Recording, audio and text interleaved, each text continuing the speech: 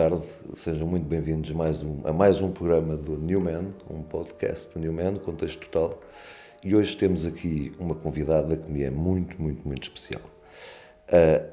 Há quem diga que é a voz lírica de Angola, há quem diga que é Angola na voz de um anjo, e eu acho que é uma cantora internacional excepcional, uma cantora lírica, e no contexto total está Té Macedo. Olá, Té. Olá, Pedro. Muito obrigado por teres vindo. Eu é que agradeço a honra, é de facto uma grande honra. E também dizer que é honra poder dar-me a conhecer, mas é maior dar-me a conhecer através da pessoa que o Pedro é, a quem eu muito admiro e prezo. E também porque sei que o Pedro admira o meu trabalho, aquilo que faço, e não sou o meu, mas é um quase caçador de dons, não é?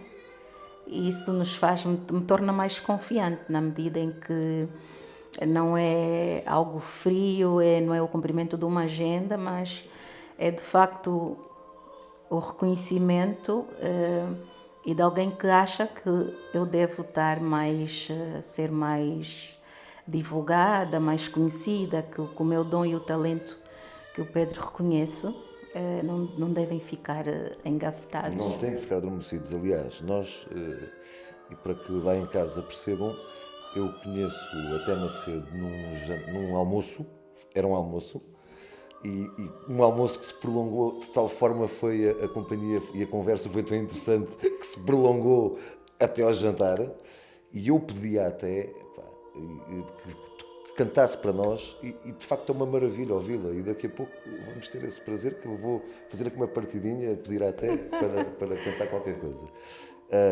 E de facto fabuloso, e aquele dia para mim foi memorável porque uma coisa que se passou connosco, ficámos ao lado um do outro nesse almoço. É verdade.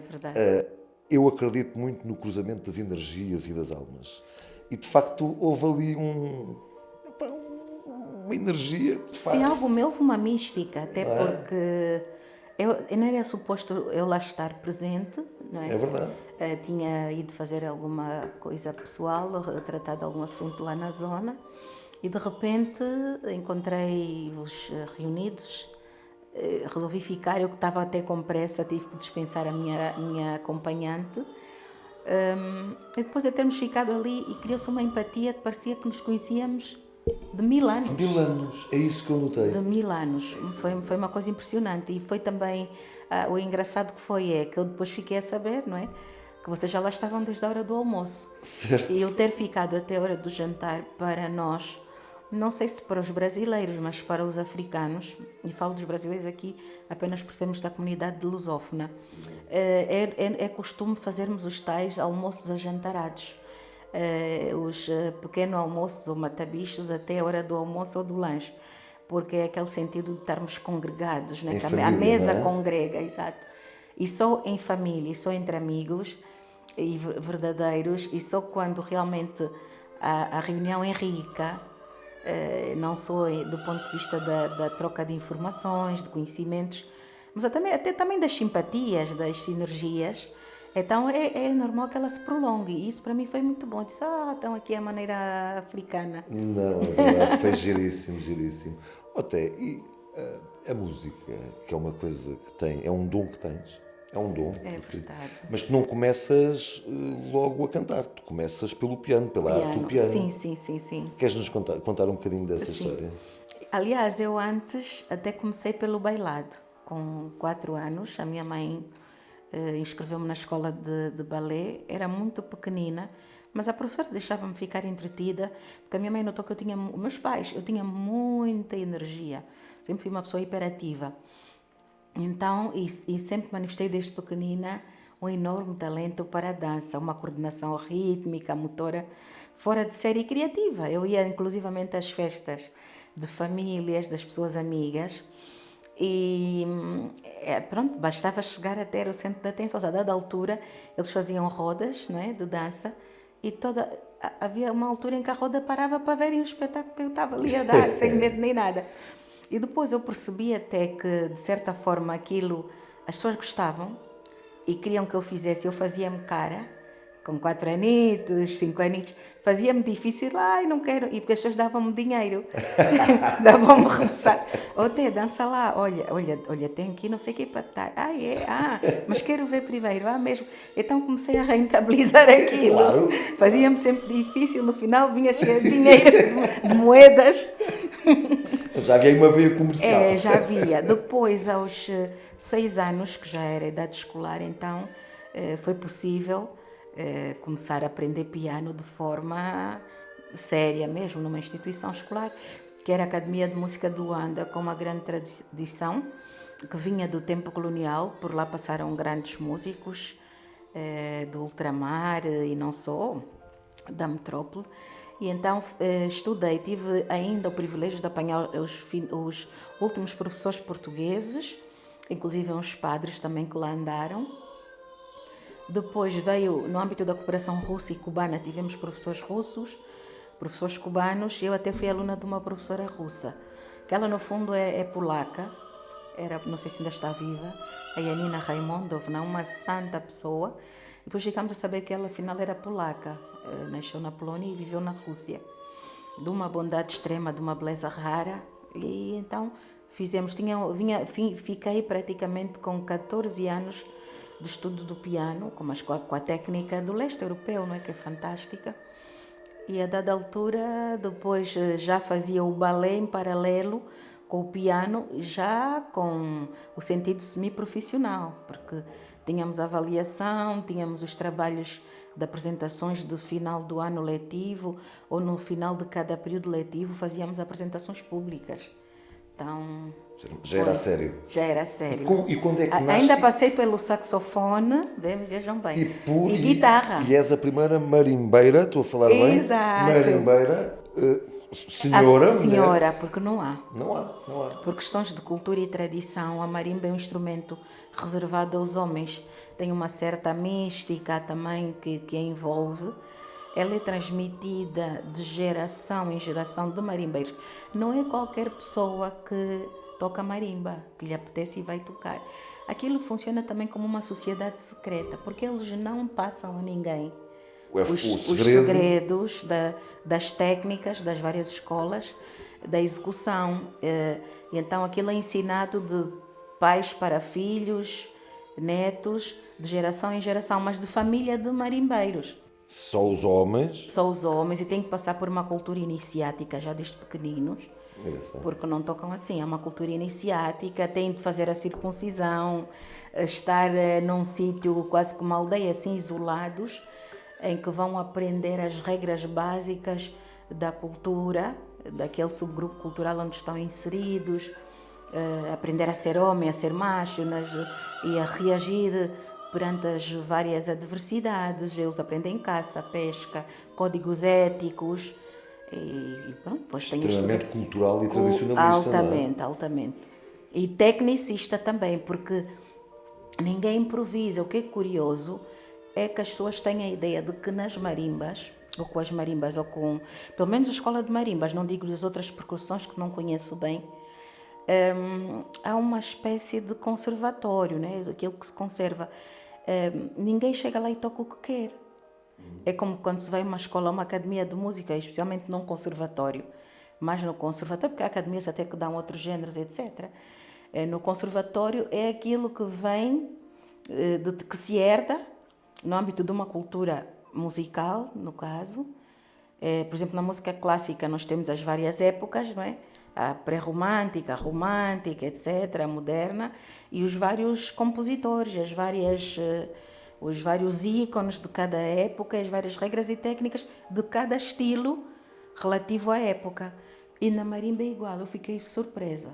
Além de saber que era o antepassado do piano, é perceber que, por exemplo, em Malange, que é uma zona de Angola, uma província, é onde se concentra, onde se encontram os maiores marimbeiros do país.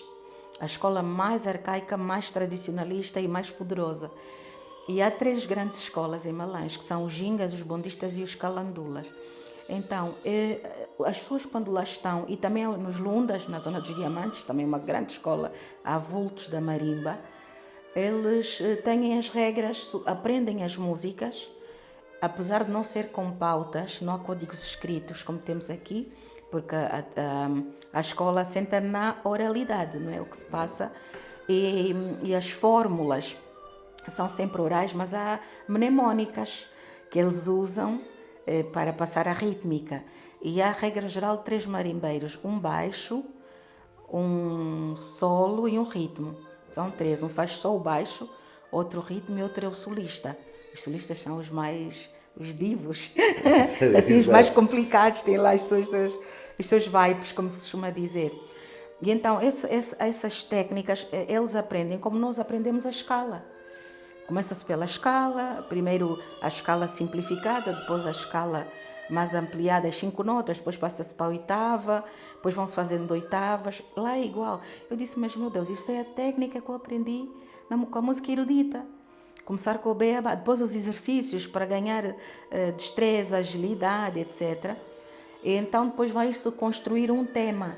Imagina que vão tocar os marimbeiros, estas músicas, isto faz parte do cancioneiro dos anos, imagina, do século XIV, século XIII.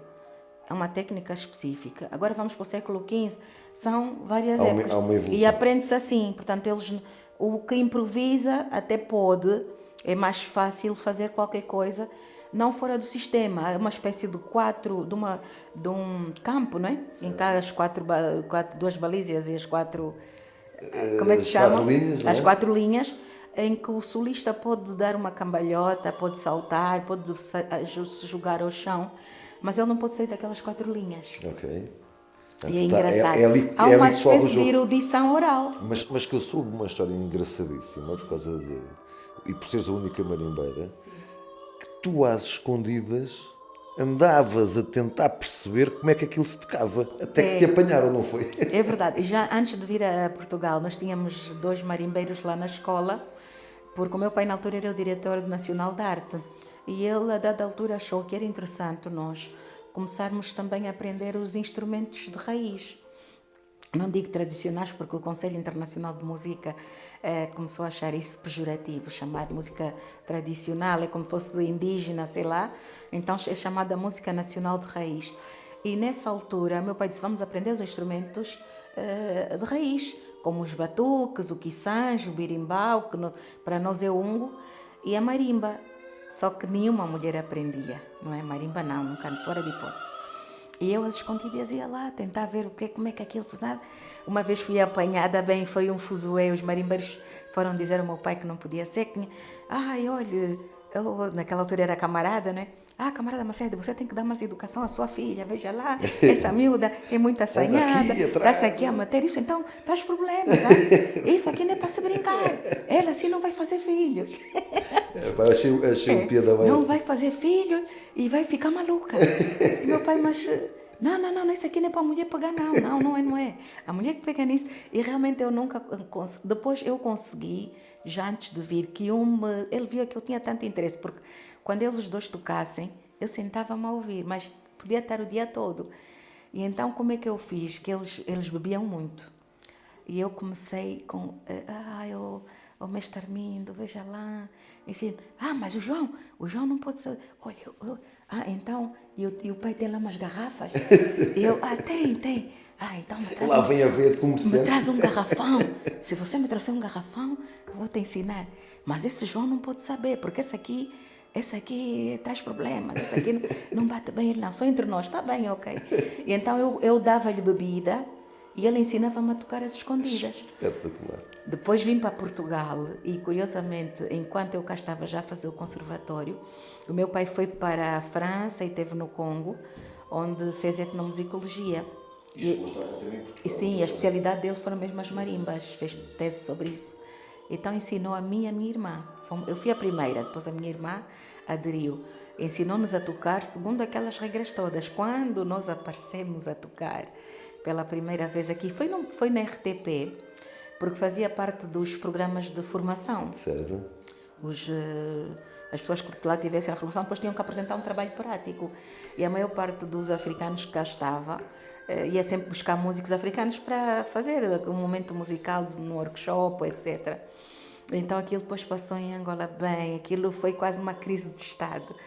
todos se insurgiram, os marimbeiros do norte a sul do país, isso não Uma pode ser, revolução. é um atentado, como é que isso é possível? Não, porque aquilo é um sacrilégio, é um sacrilégio. E há outra coisa que é curiosa, Mas neste momento continua ainda a ser assim? continua, não há nenhuma outra marimbeira que eu saiba. E o que era pior, o que era, quer dizer, para eles também intrigante, não era só o facto de sermos mulheres. É que eles diziam, mas estas mulheres não são aqui do Quimbo. O Quimbo é a aldeia, o mato, né? Tu és de Luanda De mesmo. Luanda. Quer dizer, não são da nossa, vamos dizer, da nossa Da nossa raiz, nossa não povoação, é? quer dizer, do nosso, como é que nós dizemos, da nossa pátria étnica. Né? Elas não são do mato, nem Quimbundo falam, não falam um dialeto nacional. Não cresceram, nasceram aqui. Então, até da cidade. E depois clarinhas. Isso é que lhes fazia mais confusão. Porque nós, para eles, já não somos uma raça pura, né? Não somos autóctonos, nós já temos uma mistura com sangue branco. Tá, mas como é que essas mulatas estão a conseguir tocar isso? Era assim uma... Porque em toda a África não há. As mulheres, as pessoas dirão, mas há mulheres que tocam marimbas. Não são marimbas.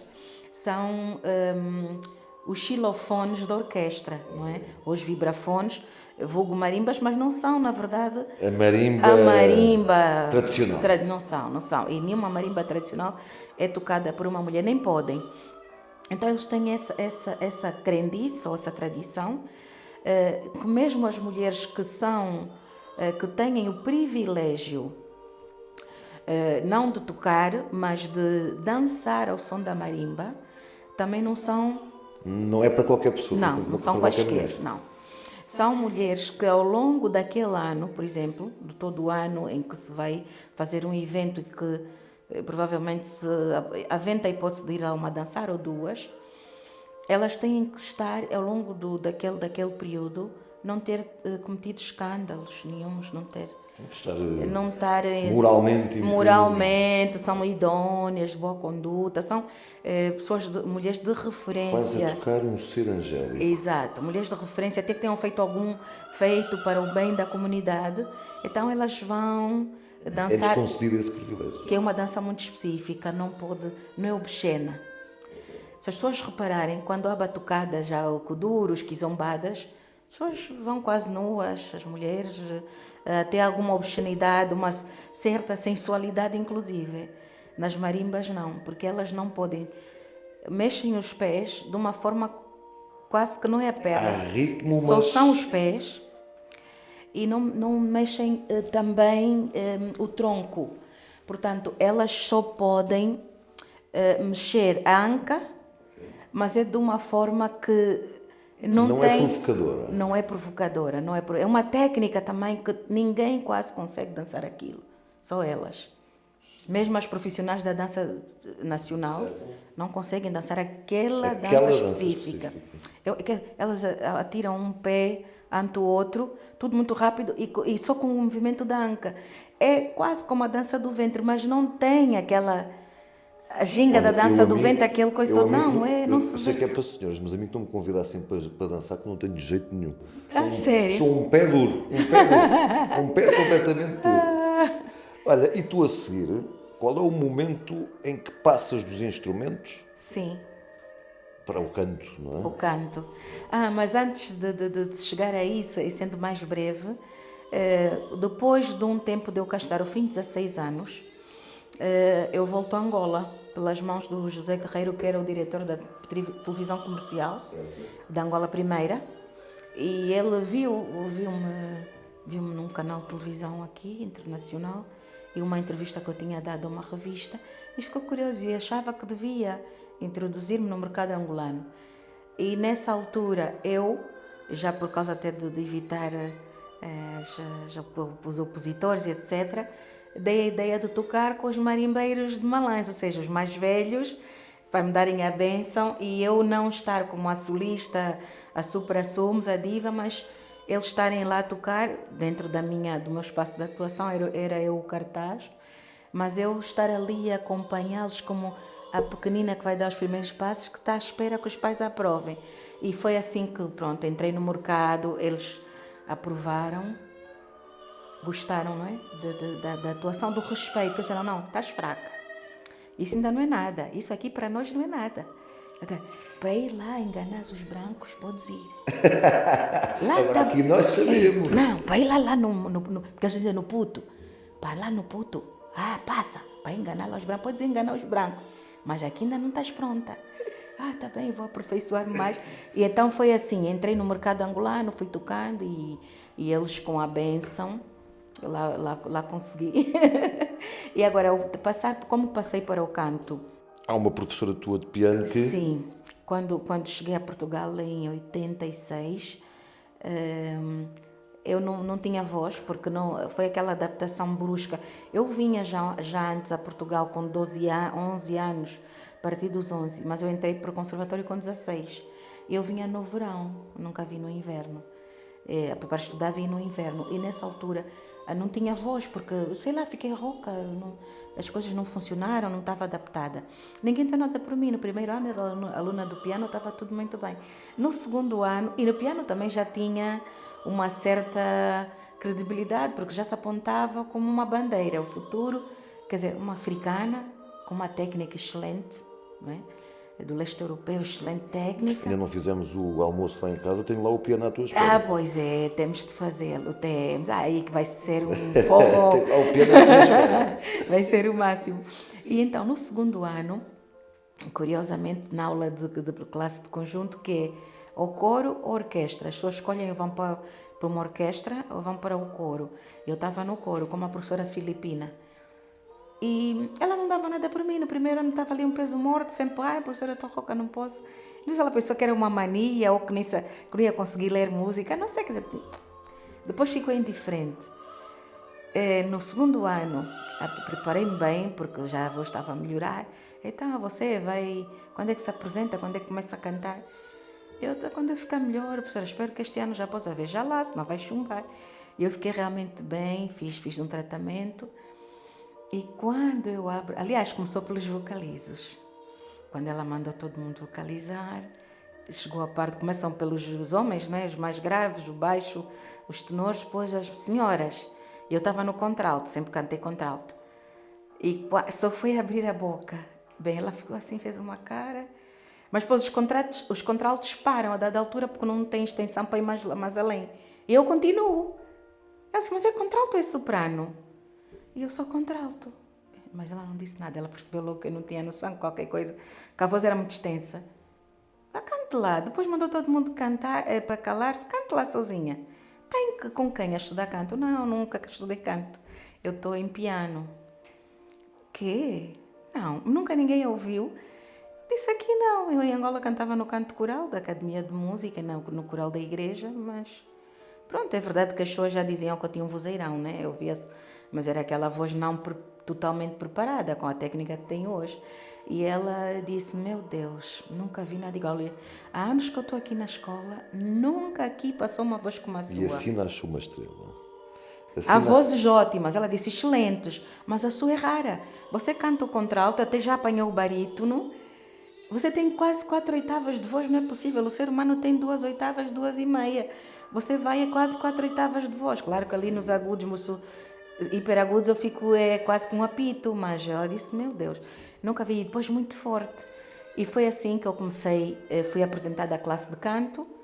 Depois todos os professores queriam ficar comigo, claro. Houve ali uma guerra também entre eles. E comecei assim a ter alguma notoriedade. Depois fiquei outra vez com problema vocal perto do exame de canto. E eles pensaram, mas já está acabada. Tive uma fenda glótica. Porque de tanto, eu acabei por estudar com 4 professores, porque parecia que ninguém conseguia pegar na voz. Era uma voz, acho que indomável, ou alguma coisa não funcionava. E eu, ao fim destes 4 professores, fiquei com uma fenda glótica. O grande professor Mário André, o grande otorrino deste país, cuidou de mim, mas ele disse, olha, Benina, não acredito que voltar a falar. Quanto mais cantar. Sim, era a situação grave, era uma fenda, as cordas não uniam. Porque nós, para falarmos ou cantarmos, as cordas têm de unir. E as minhas não uniam. Depois fiz terapia da fala e, milagrosamente, sou uma mulher de garra e de fé, comecei a cantar. Outra vez a voz lá recuperei. Comecei a cantar, fiz o exame.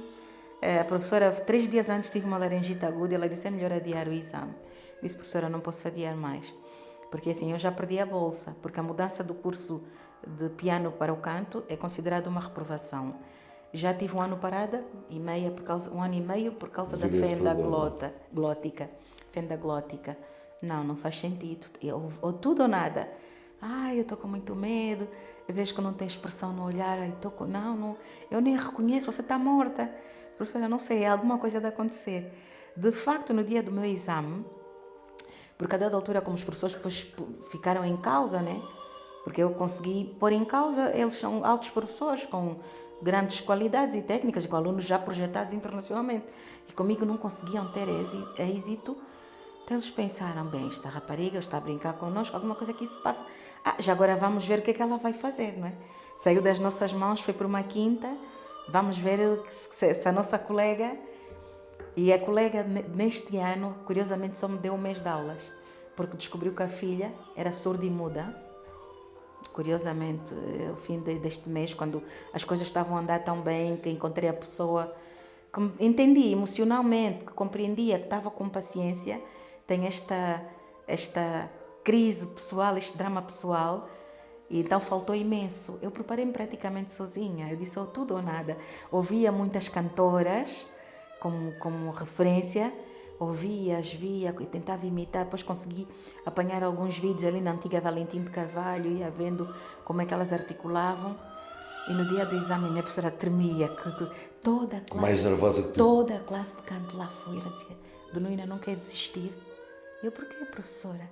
É que está aqui a classe toda de canto. Parece que assim é a vingança, vai ser a vingança deles contra si. Eles estão a ver que você vai... Querem vê-las estatelar-se. Vai ser a sua ruína. E depois vão dizer, está a ver, afinal a culpa não era nossa. Acha que sim, veja lá. Disse, não, faz mal. Até é bom que estejam, vou cantar com amor e carinho para todos eles. E eu disse, não sei, ficou assim, pronto, pesarosa. Estavam muitos colegas, professores. Comecei logo com a área da Ariana, em Naxos, com a Lascia que eu pianga, deixa que eu chore, a minha tristecina. Bem, parecia que era assim providencial. Eu então fui buscar todo o sofrimento daqueles anos de trabalho, a crise vocal, e de repente eu comecei a amar tanto o canto, tanto que já podia decidir entre o canto e o piano, optar pelo canto, perdão. E então o Lascia que eu pianga foi assim, como ela diz, a minha professora, a matar. Foi aquela grande abertura, foi verdadeiramente a vingança do chinês, não é? Que eu chego e, bem, sou no recitativo, que é uma parte que é declamada, é drama, aquilo é teatralizado. Só no recitativo, bem, elas fez um silêncio, olhavam-se, fez um silêncio, senti a respiração deles cortada. Continuei, quer dizer, foi um crescendo de intensidade. No fim, todos eles se levantaram. O júri interno, o júri externo, a classe levantou-se toda. Aplaudiram-me, nem sei, perto de 10 minutos. Ovacionaram de pé. Estavam todos incrédulos. No fim de todo o exame, durante aquele ano, de 97, e no dia do meu exame, a nota máxima foi a minha, foi um 18. Depois de mim veio um 15. E eu fui para o exame com 12 valores. Então foi assim, vieram saudar-me, pedir desculpas por qualquer coisa que tenham feito, alguma incompreensão, desejar uma brilhante carreira. A minha professora diz, olha, hoje ouvi uma profissional, não ouvi, Benuína, você, mas quem era aquela? Onde é que você tirou? Mas você bebeu alguma coisa, consumiu alguma coisa? Não, professora, não consumo nada.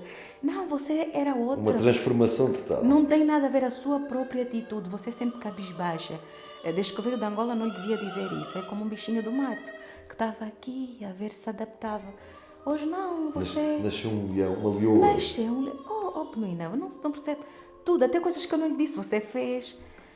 Então foi daí, concorri para o São Carlos, falaram com o maestro da ópera, que tinha um vozeirão, um grande dom. Concorri para o São Carlos, fiquei em primeiro lugar no concurso internacional, passei efetiva, concorri para a Gulbenkian, fiquei em 6º lugar e a partir daí comecei a fazer o meu percurso. Percurso e que te levou ao estatuto da melhor cantora, da primeira cantora lírica angolana. E que um bocadinho também nossa, porque sim, do mundo lusófono. Sim, agora também sou a primeira negra portuguesa. Somos todos irmãos e, portanto, acaba por haver tenho já aqui uma certa vaidade da minha parte. Exato, tenho a dupla nacionalidade. E olha, e tens grandes influências do teu pai, porque o teu pai era Sim, musicólogo, sim, era sim, poeta, era sim, escritor, exato. uma referência, Compositor, recentemente homenageado a título póstumo, mas não pudeste estar, eu sei, estava a tua irmã. Não pude ir. Ele foi Mas um grande homenageado. homem, e quero deixar aqui Jorge Macedo, um fabuloso poeta, escritor e musicólogo angolano, com uma obra extraordinária, que Obrigada, podem obrigadíssima. e devem consultar, porque de facto foi um senhor da cultura angolana. É verdade, ele apanhou 3 gerações de escritores. Foi também homenageado em vida, mas agora a título póstumo, sim, tem tido outras. Ok. Só para terminar, e antes de te pedir uma coisa, para te pedir que nos cantes aqui um bocadinho, só um bocadinho, Ok, mas tá vou bem. aqui declamar um poema, a ver se Ok. reconheces este poema. Aquela negra, de enxada em punho, lutando pela minha fome. Aquela negra que jorra suores na minha sede e que vai de lenha na cabeça, porque o frio me consome. Aquela negra, pobre, sem nada, que vende os panos para me vestir, que chora nas ruas o meu nome, aquela negra é minha mãe. É do meu pai. É do meu pai. Esse poema, inclusive, lhe valeu uma grande complicação com a PIDE, porque foi considerado quase como um grito De revolta. de revolta, sim. E é um ícone, é um dos temas mais emblemáticos da literatura angolana. Minha querida Tema Cedo, Muito adorei ter-te obrigada, aqui. muito obrigada, Pedro. Espero que daqui a mais uns tempos vamos voltar, já porque a conversa está tão boa. É verdade. Eu multiplicava o tempo, não posso, mas muito obrigado. E vou pedir agora, despeço-me de todos os nossos seguidores, sejam novamente bem-vindos num próximo programa. Não se esqueçam de nos seguir nas redes sociais ou em newman.pt, rúbrica Contexto Total, e vou deixar-vos com um pouco da voz de Tema Cedo. Obrigado. Será uma honra interpretar para todos vós, nossos ouvintes, uma área do Cherubino, da famosa ópera de Mozart, As Bodas de Fígaro. No fundo é o Cherubino que era um pinga-amores e apaixonava-se por todas as mulheres da corte e perguntava a vós, que sabeis, as senhoras, o que é o amor, vede-se o cinto no coração. E há mais letra, mas para termos mais ou menos uma ideia geral do que a área trata, ele diz que não sabe porque é assim tão apaixonado, que lhe digam as mulheres, ele tem esse amor no coração. O que sinto, eu digo-vos, mas é para mim novo e eu não compreendo.